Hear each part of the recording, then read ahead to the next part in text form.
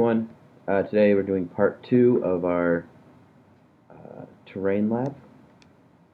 You're looking at my Photoshop file for Mount Hood. What we have the lightened terrain that we created in part 1 last week. We have our original DEM. We have the slope layer that's derived from that DEM. We have our woodland tint layer.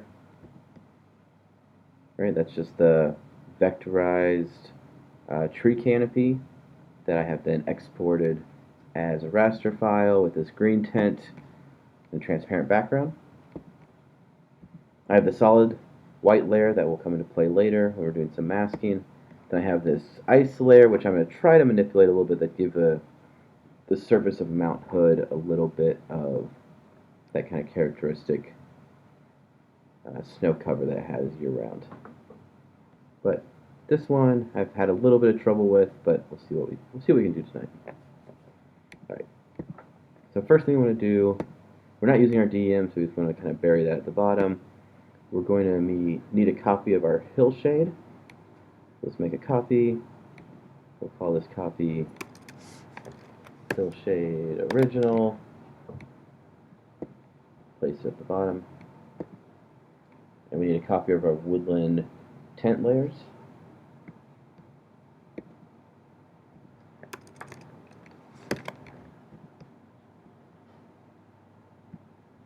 We don't need those highlighted. The reason we want these is we're going to be manipulating these top layers, and we want the original to have A, in case we mess up the manipulation, or B, to copy and to transfer into clipping mask later on. Alright, so now we can go ahead and start. The first thing we want to do is we're doing a Swiss hillshade. If we want to add a little bit of light color to this illumination side, or the northwest side of the ridges, right, and give that kind of a nice soft tint. And then on the shadow side, or the southeast side of the ridges, here and here and here, we want to give kind of a dark and cool tint too. That allows us to achieve that Swiss hillshade style, color style. So, first thing we're going to do is add a hue saturation layer. Colorize this. We want this to be a nice blue that will be on the shadow side here. So we'll do 230 for the hue, 50 for the saturation, and negative 30 for the lightness. Okay. Then we have our mask right here. What we're going to do is go and copy this hillshade into this mask. So go to the hillshade, hit Control A or Command A to select this layer, copy. Then if we hit Alt and click in this hue saturation mask here, we can go ahead and paste our hillshade right into there. And now we want to use this to mask out all the areas except for these slopes here, or these shadows on the edges of these slopes. So for that, we have this selected. We want to hit Control I or Command I to invert the image, and then Command or Control M to bring up the curves. Then we want to take this bottom here and move it to about 30 or so.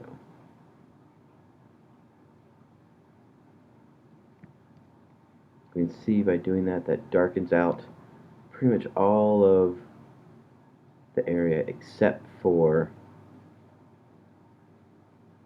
the southeast sides.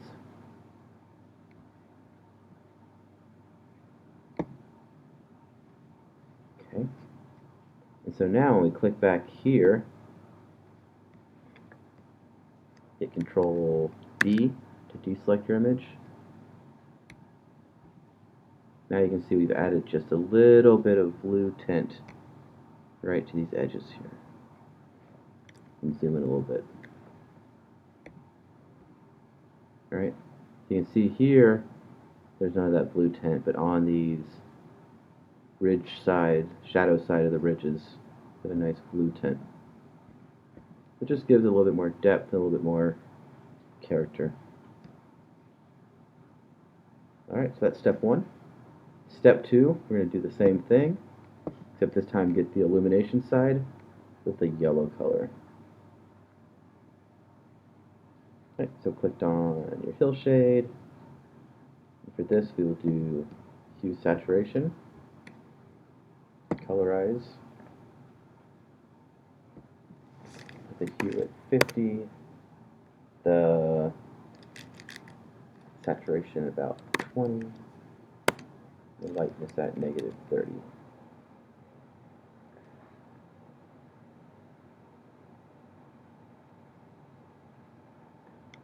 That's going to give us a yellow color to work with here.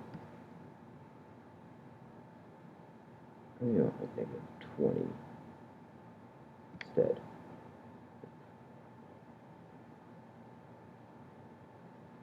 Okay, then we're going to do the same thing. Go back into our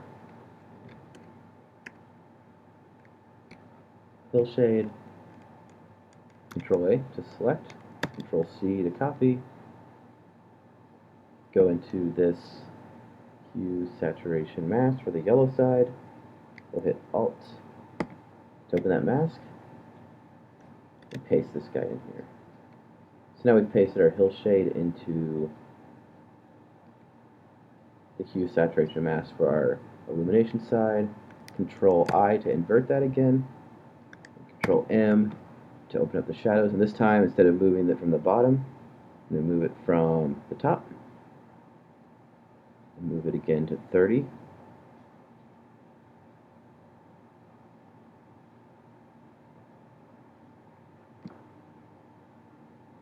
By doing this, we can see all the dark side or the shadow side of these ridges is now blacked out, and our mask will come through on the white, through the white. Okay. We turn that one on.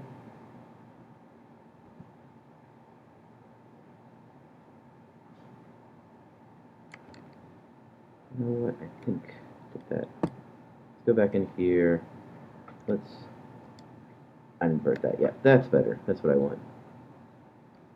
We want all of it dark except for these white on the northeast side or the illumination side for our hill shade. Now if we click in here, you can see we have just a nice little bit of yellow on those sides, a little bit of blue on the shadow sides, and our hill shade's starting to maintain some of that soft tone that we achieved by lightening it, but also have some of this definition and character that we're looking for. Alright. Now, let's use the slope layer to add a little bit of definition along these lines, along these ridge lines. So we're going to do with this one, we're going to copy our hill shade original, bring it up above the hue saturation layers. Let's call this hill texture.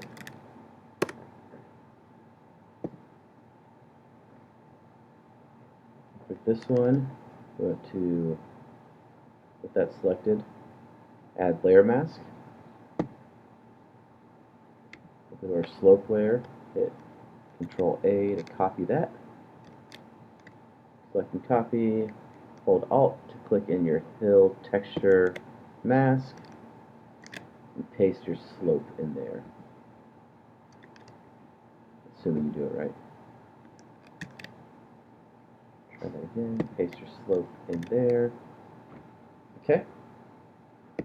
So now, we turn the slope off.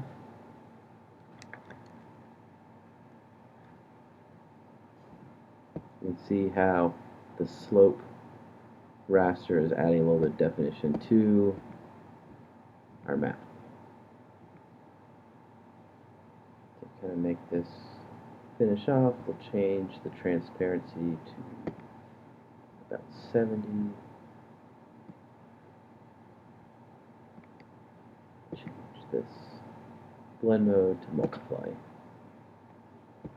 You can see the difference now very clearly. And again, this is just kind of providing some of that texture that we need while maintaining that softness through the non-rugged areas of the map. Alright, let me move the slope layer to the bottom. We don't need that anymore. Now we want to add our woodland tint so we have a nice kind of forest land cover around this terrain.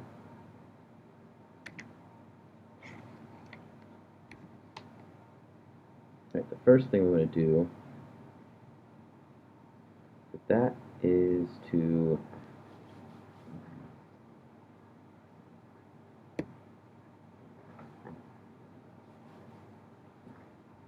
double click in it to open up the Effects tab. We want to go to Bevel and Emboss to give it a little bit of rise up above. Make sure that style is on Emboss, Technique is Smooth, 100, 7, 0, Screen and Multiply. That's just going to allow our woods to sit up above the terrain a little bit. And then we're going to give it a pattern overlay. Our pattern overlay that we're going to use is down here, this grass 3, this one here. We're going to set the opacity at 75% and the scale at 30.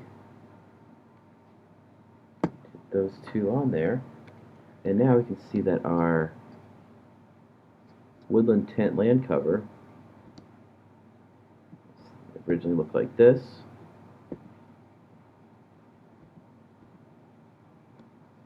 Now looks like trees on our terrain.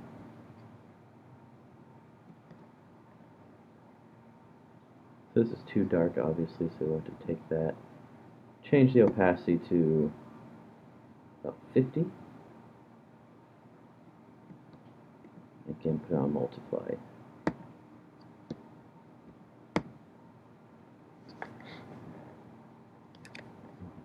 It's looking pretty good now.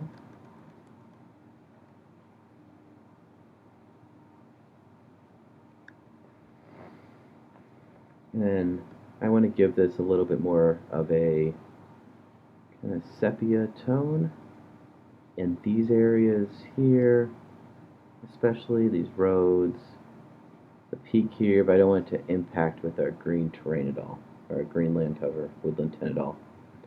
So I'm going to do for this piece, this little final piece here, I have my solid color tint. I'm going to change that to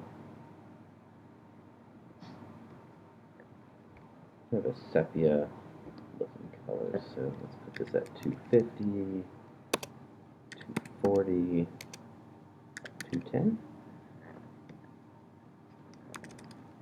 205, 205, that looks good.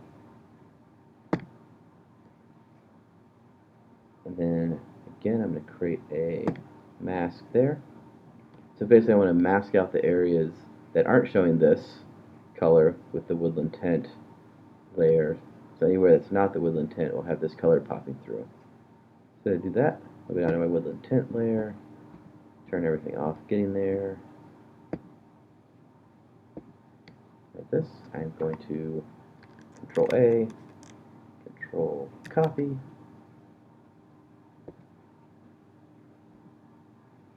hit Alt to hold it in here, hold in my mask, and then I'm going to paste it in here.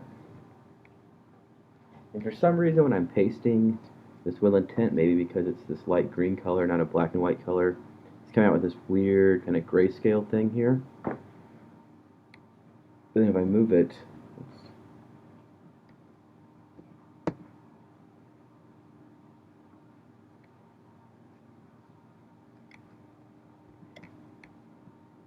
yeah, I'm able to just move it out of the way. It seems it comes in as 2 layers, one black, one gray. Let's just delete the gray one. So it should look like this. We have our sepia tone with our woodland tint masked out in black. essentially look like that. Alright, so the only areas that come through as this color are the non-woodland areas. We just do this just so we don't have multiple colors that have transparency. Blending together allows the woodland land cover to maintain its crispness against the terrain without this tan color or this sepia color kind of getting in its way. I'll turn all these back on. Now I'll take my color and I'll put that at about 50% as well, and multiply again. Let me see the difference there.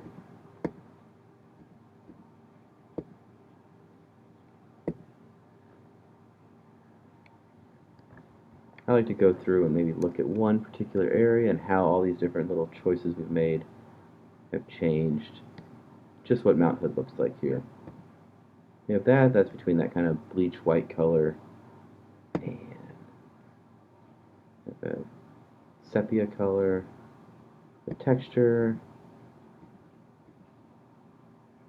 You really see that definition coming through on these kind of smaller little ravines and ridges and stuff like that. We have our blue shadow color right there. We have our yellow illumination color, and then the original hill shade. And then the last thing, we have this ice cover layer that I downloaded from the hydrology data set.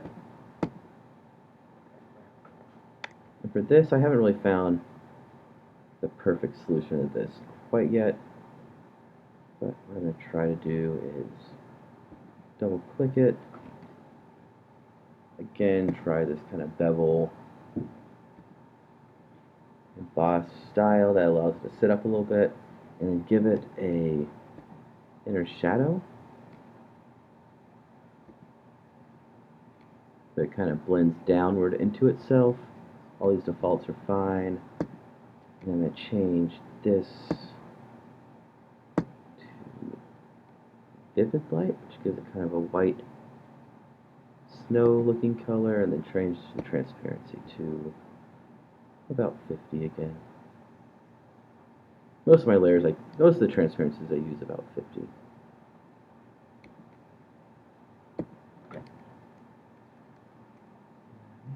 Maybe I'll try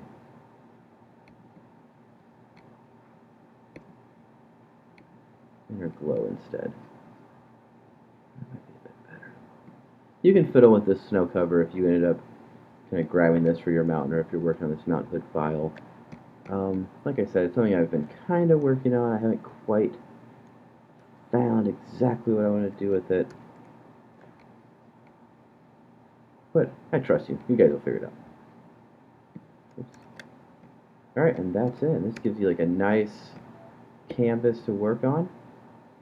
You know, you can really put in other data on top of this map that'll show up very clearly. Right, if you had point data that went along with this, you could easily display purple or orange on top of this land cover. You could easily put in text, trails, any number of discrete features, right, and make this as your kind of very clean, very easy to use base map with some ice that I don't know how I feel about on it. So let's just say this, right, then you have a very kind of easy canvas in which you can do all your other work on. We'll save, and that is our map.